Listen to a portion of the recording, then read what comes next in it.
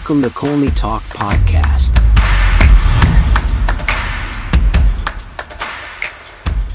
Hello everyone, hope you're doing well. Welcome to another exciting episode of Colney Talk Podcast, your bite-sized breakdown show. I'm your host, Alex. First-time listeners, glad to have you here. And to my returning guests, thank you for sticking with me. As always, I talk a bit about the Arsenal match and pick out my top 3 Arsenal players who shined, and one odd player not good enough I get to call out.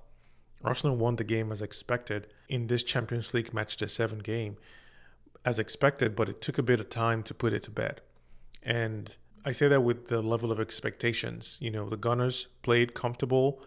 They showed flashes of brilliance, but they struggled to find their rhythm and final third. Raise your hand if you've heard that before. The first half, Arsenal's intent, as they usually would from the get-go, was to do that. You know, we controlled the tempo, moving the ball with purpose and creating the chances.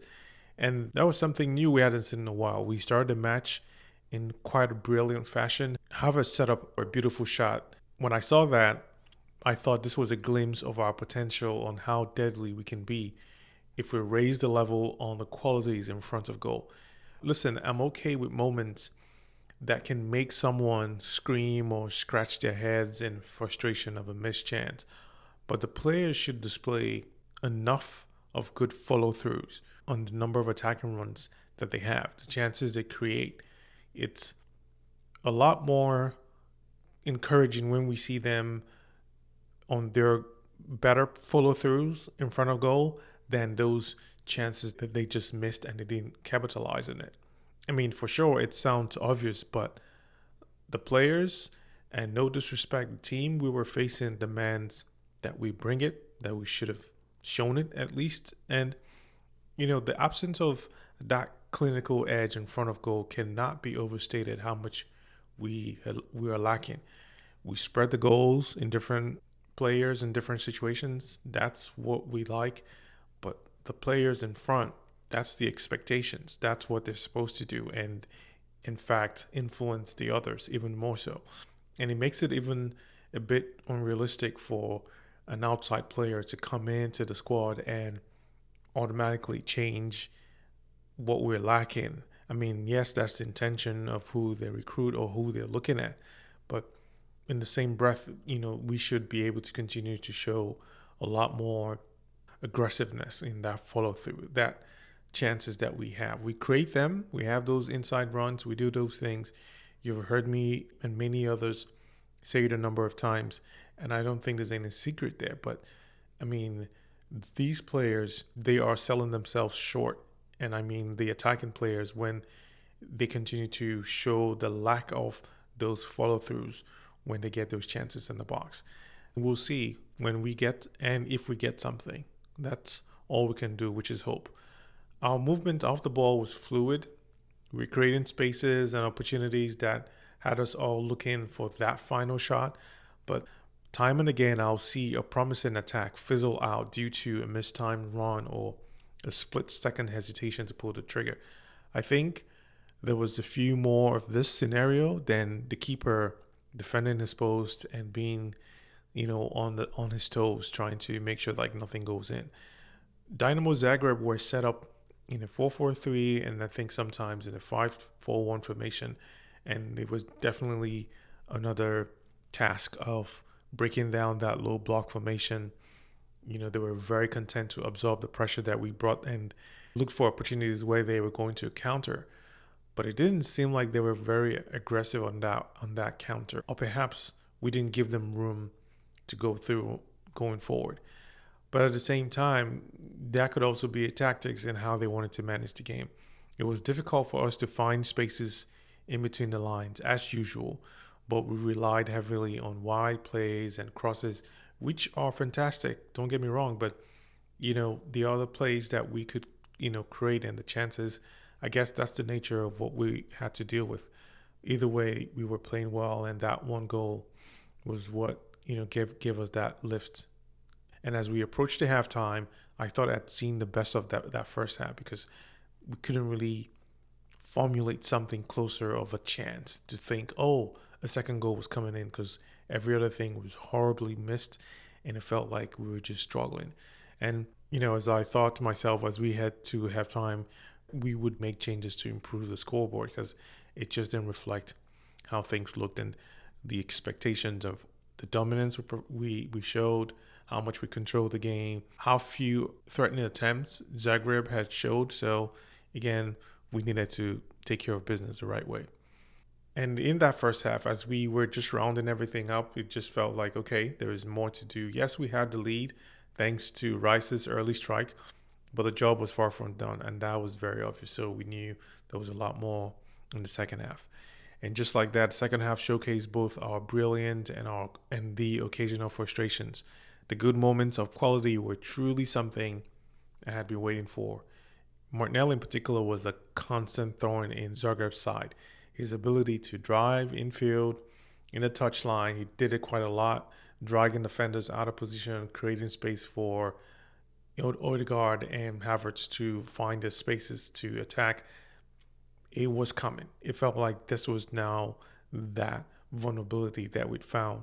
And this perfectly exemplified by his assists for that Havertz goal. I mean, the cross he whipped in was so beautiful. I mean, it's just one of those excitements of the wingers that we have and what we can do. And it was begging to be attacked. The way he was attacking and going forward gave him enough, audacity to do that. And definitely Havertz obliged with a well-timed header. That was a beautiful goal. However, other exciting moments in the frustrating where made you just lose your mind, our inability to kill off the game earlier was so concerning. I mean, we had chances to put the match to bed long before Odegaard's late strike, but our finishing let us down. Rice missed a header, but he had done way more. He had already scored the first goal, so it wasn't him in particular, but there were other moments when I've just had my hands in my head in disbelief, like just thinking we are going to suffer with the amount of chances that we miss. And when I mean chances, like right in front of goal, right in front of when we could have done something. A different action would have done something better, at least in our favor. Martinelli's influence, again, as he was on the left, was so clear as the dominant factor in terms of attacking. But we also saw Trossard making an impact late in the game when he got subbed in.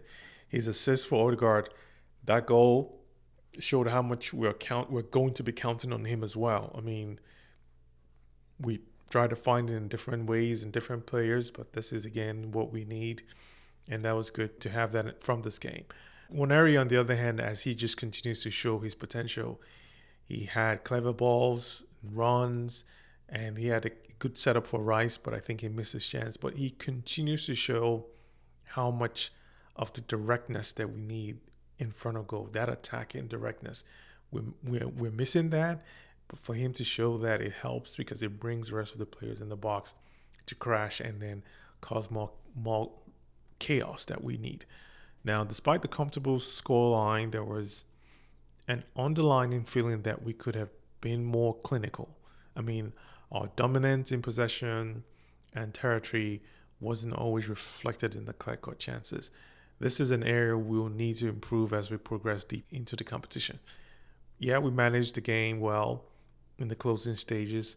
We maintained our shape, controlled the tempo, and we didn't allow Dinamo Zagreb any glimmer of hope in terms of, coming up with some attack and momentum. But they did have a couple of crosses inside our box that was open for any to strike. So thankfully that didn't connect, or we were able to, react in time. Now, as we look ahead at the knockout stages, performances like this shows both our potential and the areas we need to improve. The challenge now is simply becoming more clinical in front of goal. As I said, we can do that. We have the players that can make that happen. Now, there's no reason why we can't go deep into this competition and really just double down on what we need to do to unlock that potential. Maybe a combination of different things, but again, we're only going to look forward to it very soon.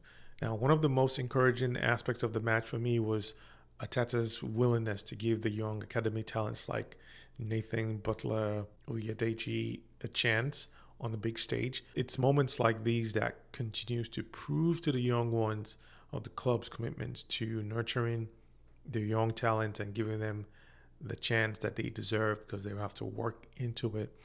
And it's really credit to them. They've done that. They continue to do it. And I think one of the other promising, talents that we have can see this as evidence of what they should aspire to do. So, big ups to Ateta and the club to, stay committed in that way. And it's always exciting to see them on this big stage because very soon, like we already know, 15-year-olds, 16-year-olds on this world stage, it would seem so normal to them. And that's so unheard of to imagine these days. But anyway, that's how the time changes. So we definitely will look forward to so many more attacking young talents come through to the first squad. All right, let me switch gears onto my top 3 standout performers in this match. First player, Declan Rice. He was simply unstoppable. Could have had a second goal.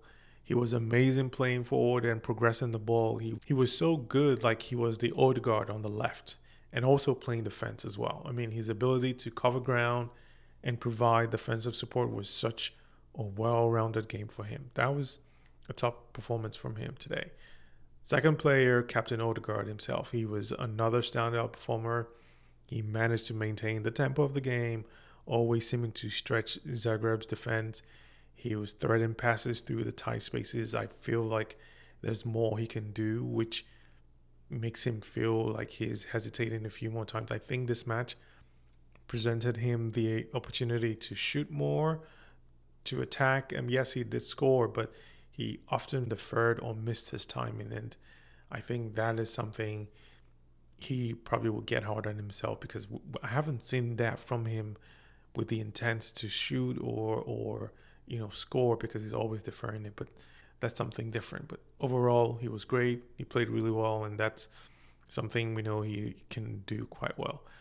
Third and final player, Martinelli. He was a menace. He was his excellent runs with the ball, those blazing speed that he had constantly put Dinamo Zagreb's defense hitting the eject button every single time. They would hit it off to a corner for a throw-in or something, but just they could not keep up with him. And that's amazing for us. He was so good. He took on the defenders, his space, created those opening opportunities. And I think that was where Havertz would come in and find the right, positions to be in for those crosses or connections. So it really worked well. His assist for that Havertz goal was beautiful. I think he'll be proud of his performance, and that's one of those few things that he's doing well. But I know there's more from him that we should expect because those runs can have better finishes or follow through, in my opinion.